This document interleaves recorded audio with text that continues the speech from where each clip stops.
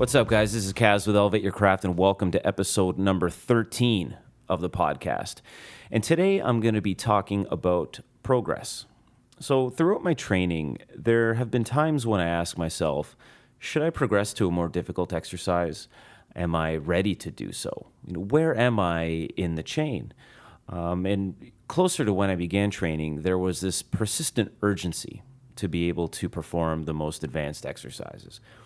It was as if it was more important to do them because I saw others doing them, and it was more a me too attitude when I should have just been enjoying the process. Progression is a personal thing. However, I do have some pointers that I picked up along the way that I hope will help you in your journey. And one thing to note is that you'll have your strengths and weaknesses in different areas, and progression may take longer in one area over another. For me, I've felt that progress in push-ups and squats has been pretty smooth. However, things like back bridge and pull-ups, for example, have been a bit more difficult. The important thing is to acknowledge it while also celebrating your strengths, and that will build confidence and put everything else in perspective. So overall, I feel it's about understanding where I'm at in the process and ensuring that progress is being made no matter how gradual. So getting back to what I said earlier, I still watch a lot of videos on elite level calisthenics, but I use them as inspiration and to really see what's possible and what others are doing. And I don't really compare myself or compare my abilities to them anymore, and I did that a lot. And I think that is where that constant urgency came from. And I mean, urgency isn't necessarily a bad thing because it drives you. But I found for me that it put all my focus into the future as opposed to enjoying the now and appreciating where I was at. So before I get into some tips on progression, I want to emphasize, cherish where you are. Enjoy the process. Each step is there for a reason, and make most of every one because they will pay dividends as you progress. So, getting into it. How do I know when to progress? Should I regress? What do I really want? What exercises do I want to eventually be able to do? These are some of the questions I asked myself over the years and still do, and I've come up with some things that I learned over time on how I approached progression when I felt I could move forward or when I thought, you know what, it might be a good idea to regress until I really felt I was ready to tackle the next step. And just a note, when I speak of progression, I'm referring to moving on to a more difficult variation in the chain. So, for example, the close squat, the close bodyweight squat would be a progression to the standard bodyweight squat. So the first tip, understand how to progress. So it's really important to understand what you need to do in order to get yourself to the next level, which is the essence of progressive calisthenics. Understand the concepts around progression, like leverage, weight to limb ratio, which, by the way, are two of the concepts my last podcast focused on, incline, decline, range of motion, and really how you can use these concepts to modify your exercises. And they're so important because they'll allow you to tailor your routine to your skill level and your preferences. And similarly, it allows you to regress a progression. So, for example, if you find your regular push-ups are coming along great, you feel confident, and you want to jump right into diamond push-ups or close push-ups, but they're too challenging. If you understand leverage, that'll allow you to gradually bring your hands closer together as opposed to just jumping right into a variation that's too difficult, in this case, jumping right from the standard to the diamond push-up. I really feel it also provides a psychological benefit in that you're trying something new and fresh, and you get the feeling of moving forward, which is so important in building confidence and enjoying what you're doing. That being said, if it's the beginning for you and you lack the experience and knowledge, there's certainly nothing wrong with following a preset plan that you find somewhere else or someone else created for you in order to get yourself rolling.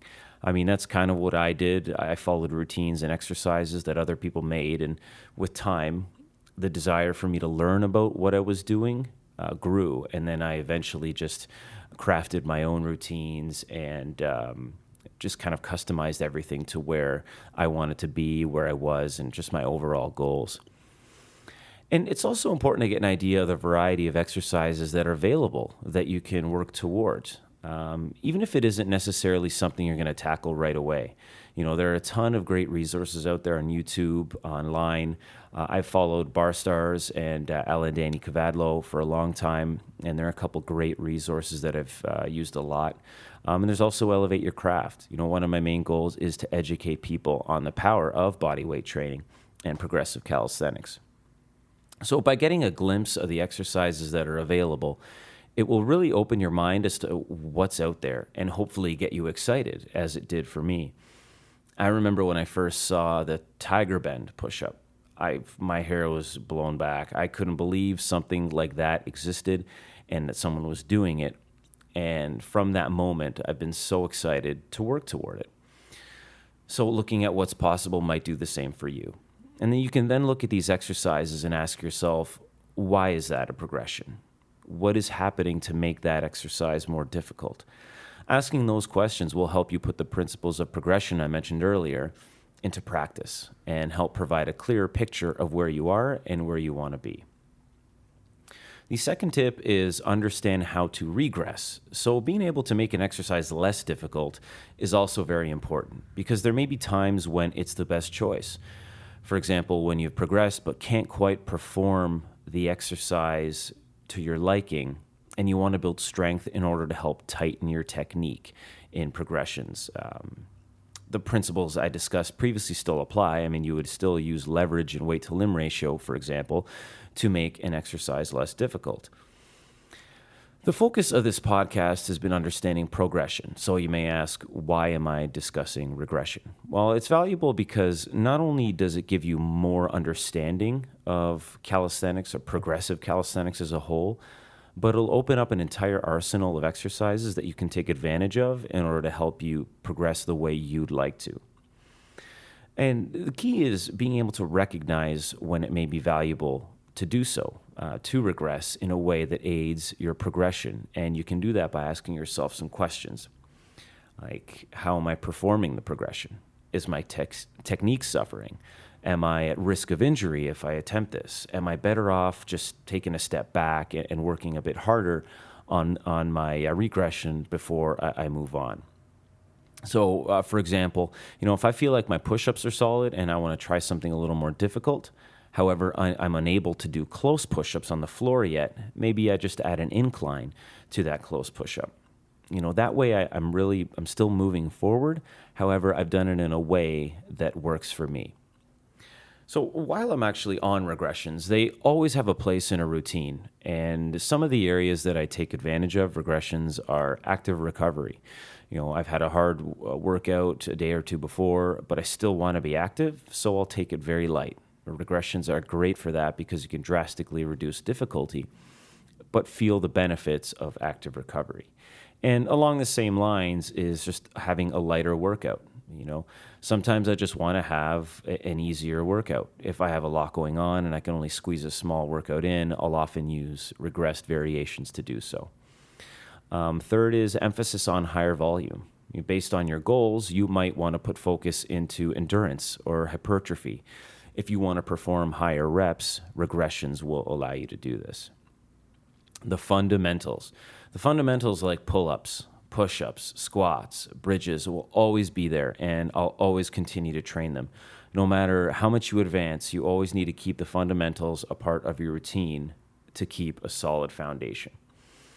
And a good example of this is the PCC, the Progressive Calisthenics certification that I went to. I discovered my pistol squat technique needed work.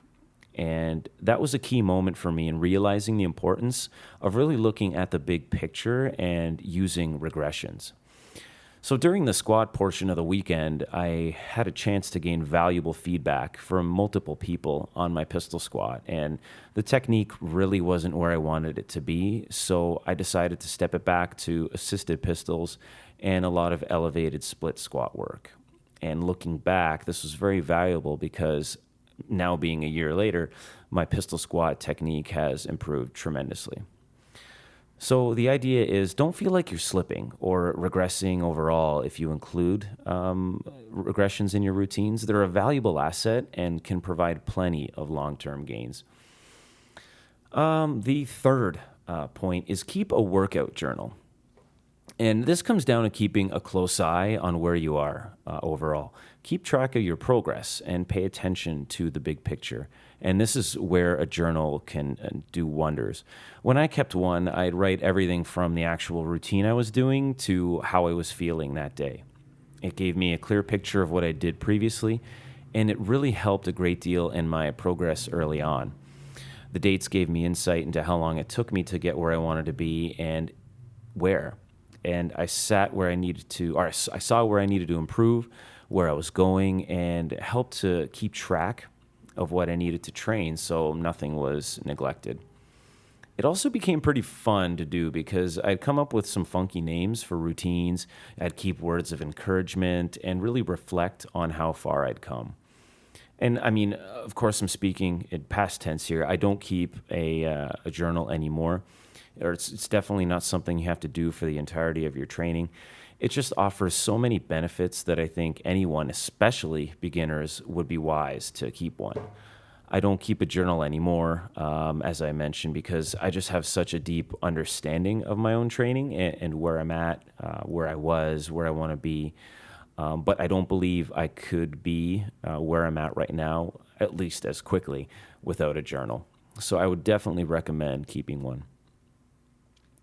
And the fourth tip is experiment and figure out what progress is for you.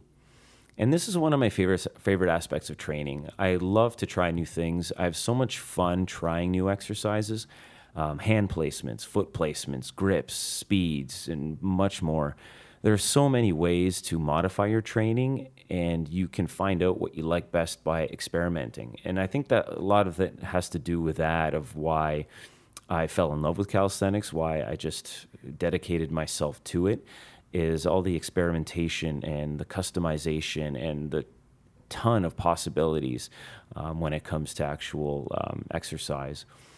And experimentation is an important concept because not only does it keep things fresh, it really helps you figure out how you want to progress. So what is progress for you? And in this podcast, I've discussed progression based strictly on being able to move on to the next more difficult variation in the chain. However, there can be much more to progress than that. Maybe for you, it's doing 5 more reps of a particular exercise. Maybe it's being able to superset 2 different squat variations. Maybe it's simply reaching a certain point and going into maintenance mode. You know, there's so many possibilities, and that's where experimentation comes in. Try different things, and you just might land on something that you really love to do. And it's about learning more about yourself, your body, your mind, and how you react to training. And over time, you'll understand how you respond to training, and that's very important when looking to progress. Okay, so that's all the tips I have for today.